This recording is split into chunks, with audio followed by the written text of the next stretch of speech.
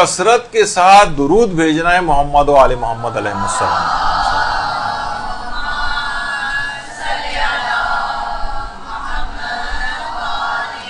یہ دنیا کی بھی تمام مشکلات کو حل کرے گا، یہ آخرت کی بھی تمام مشکلات کو حل کرے گا. حتیٰ کہ جو یقینی اور حتمی جو حادثات ہوتے ہیں اس تک کے اندر کس طرح سے یہ بچا کر لے جاتا ہے درود. دیکھیے ہمارے ہاں کیا ہوتا ہے کہ عام طور پر چیزیں جو کچھ واقعات ایسے ہیں جو ڈاکومنٹ نہیں ہوتے، توجہ بھی لوگوں کو نہیں ہوتی. ہمارے ہاں ڈاکومنٹ کیا چیز ہوتی ہے؟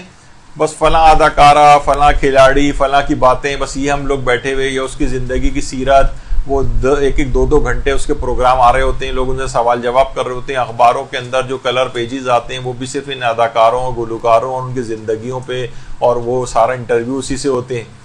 ہمارے یہ چیزیں ریکارڈڈ عام طور پر ڈاکومنٹ نہیں ہوتی. ایک زمانہ تھا کہ مجھے میرے ذاتی طور پر ایک شوق تھا، پھر جیسے مصروفیات زندگی کی بڑی وہ شوق پیچھے چلا گیا کہ اس قسم کے جو عبرت انگیز واقعات اخباروں اور رسالوں ادھر ادھر آتے تھے جو حقیقی ہوتے تھے کہ ابھی یہ کل ہی فلاں جگہ پہ واقعہ پیش آیا، فلاں جگہ پہ یہ چیز پیش آئی، میں ان کے اخبارات کی کٹنگز کاٹ کے اپنے پاس رکھتا تھا. تو کتنی ایسی چیزیں ہیں اس میں کہ ایک واقعہ ایک جگہ میں نے پڑھا تھا کہ ایک صاحب تھے ابرار حسین نام کے، جو کسی آٹوز کے اندر کام کرتے تھے. تو خود بہت شریف آدمی تھے. ایک محلے کا ایک خطرناک ایک بدماش سے ایک دفعہ ان کا جھگڑا ہو گیا اور وہ باقاعدہ چھری لے کے ان پر حملہ آور ہو گیا. اب وہ بیچارے شریف آدمی اور تو کچھ کر نہیں سکتے تھے، نہ ان کے پاس کوئی اسلحہ تھا. وہ کہنے لگے میں نے اسی وقت درود پڑھنا شروع کر دیا. اس کا وار جو ہے فوراً رک گیا. وہ قریب آ کے یعنی پورا حملہ کر چکا تھا اور ایک دم سے آ کر رک گیا اور کہنے لگا یہ کیا پڑھ رہے ہو؟ اس نے کہا کہ میں محمد و آل محمد پر درود پڑھ رہا ہوں. اللہم صلی علی محمد.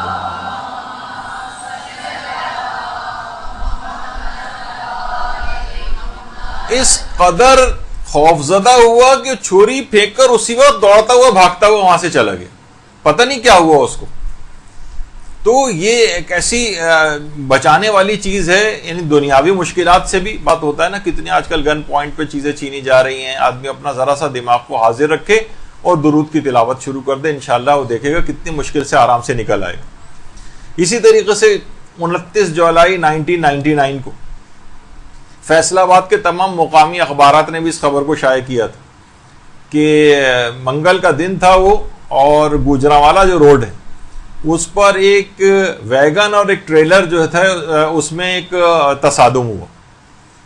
اور ایک مسافر نے بعد میں انٹرویو دیا کہ عموماً جب سفر ہوتا ہے ظاہر ہے ایک جگہ سے دوسری جگہ جا رہے ہیں تو مسلسل، اس مسافر نے کہا کہ وہ مسلسل درود پڑھتا ہوا جاتا تھا.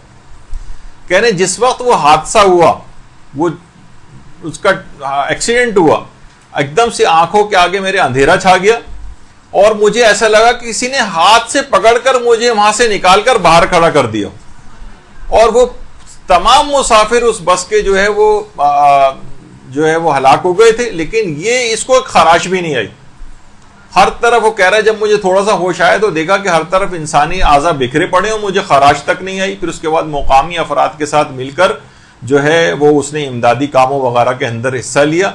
تو اس طرح سے آپ یہ سوچئے کہ اتنے خطرناک ترین حادثات کے وہ کہہ رہے ہیں جس وقت یہ حادثہ ہوا اس وقت بھی میں درود پڑھ رہا تھا اور مجھے ایسا لگا کسی نے میرا ہاتھ پکڑ کر وہاں سے نکال لیا.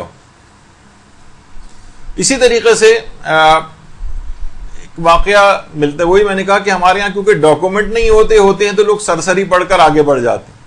یہ بھی 1999 میں ہوا تھا ٹوبا ٹیک سنگھ کہ سوئی گیس کی جو ورکر تھے وہ سوئی گیس کی لائن میں مرمت کر رہے تھے، اچانک پوری لائن دھماکے کے ساتھ پھٹ گئی. 7 کارکنان جو تھے جو وہاں کام کر رہے تھے، 6 کارکنان تو اسی وقت جھلس کر ہلاک ہو گئے، انتقال کر گئے. اور اس میں سے ایک کارکن جو تھا وہ ان شعلوں سے بالکل زندہ سلامت باہر نکل آئے. ذوالفقار نام تھا ویلڈنگ سپروائزر اس کا. اور یہ جو واقعہ ہے یہ اس زمانے میں جو روزنامہ جنگ لاہور تھا اس نے بھی اس بات کو چھاپا تھا. اور مسلسل اتنی خطرناک آگ تھی کہ 12 گھنٹے تک جو ہے وہ آگ پر قابو نہیں پایا جا سکا تھا.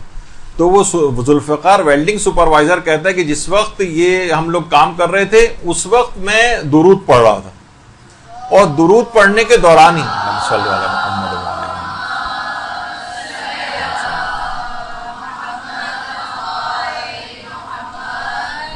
7 کارکنان میں سے جو سب ایک ساتھ موجود تھے، 6 اسی وقت انتقال کر گئے، اور جو درود پڑھ رہا تھا وہ آگ سے بالکل زندہ سلامت، ذرا سا بھی اس کے اوپر کوئی اثر نہیں ہوا، جبکہ اتنی خطرناک آگ تھی 12 گھنٹے تک بجھائی بھی نہیں جا سکی تھی۔ لیکن کیا ہوا کہ اب علماء بہرحال اس طور پہ کہتے بھی ہیں، اگر کوئی واقعہ سنانا چاہے تو یوں کر کے بھی اس بات کو کہی جا سکتی کہ جب اس دنیا کی آگ اس کے اوپر اثر نہیں کرتی تو امید کرتے ہیں کہ پروردگار قیامت کی آگ بھی اس کے اوپر اثر نہیں کرے گی، اور جہنم کے اندر اس کو جلنا نہیں پڑے گا جس میں تمام فاسق فاجر اور ظالم افراد وہاں پر جل رہے ہوں۔ تو انشاءاللہ وہ والی آگ سے بھی پروردگار اس کو بچا لے گا۔ جب یہ درود دنیا کی آگ سے بچاتا ہے تو یہ آخرت کی آگ سے بھی بچائے گا۔